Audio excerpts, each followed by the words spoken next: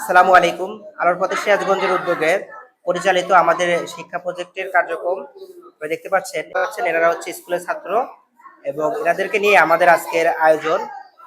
আজকে ওদের শেষ ক্লাস, সেজন্য শেষ ক্লাসে আমরা বলছিলাম যে একটা খাবারের আয়োজন করব। তার ধারাবাহিকতায় আজকে আমরা খাবারের আয়োজনটা করেছি এবং বাচ্চারা যেন লেখাপড়া থেকে দূরে না থাকতে পারে, সেজন্য আমরা পুরো রমজান মাসব্যাপী আমাদের এই শিক্ষা কার্যক্রমগুলো চলমান রেখেছি এবং স্কুল বন্ধ থাকার পরেও আমাদের শিক্ষার কার্যক্রম বন্ধ ছিল না এবং আমরা তাদের পড়াশোনার মান উন্নয়নের জন্য আমাদের দুজন শিক্ষিকা আছে, সার্বিকভাবে গাইডলাইন দিয়ে সর্বোচ্চ চেষ্টা করতেছে যে একটা পর্যায়ে ভালো একটা রেজাল্ট করার জন্য।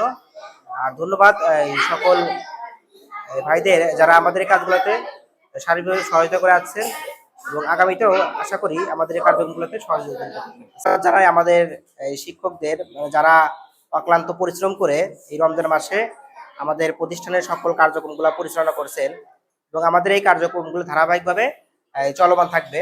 ধন্যবাদ যে আপনাদের সকলকে যারা আমাদের এই কাজগুলো সাপোর্ট দিয়ে সার্বিকভাবে আমাদের পাশে থাকেন, তাদের প্রতি সবসময় কৃতজ্ঞতা এবং ভালোবাসা থাকবে।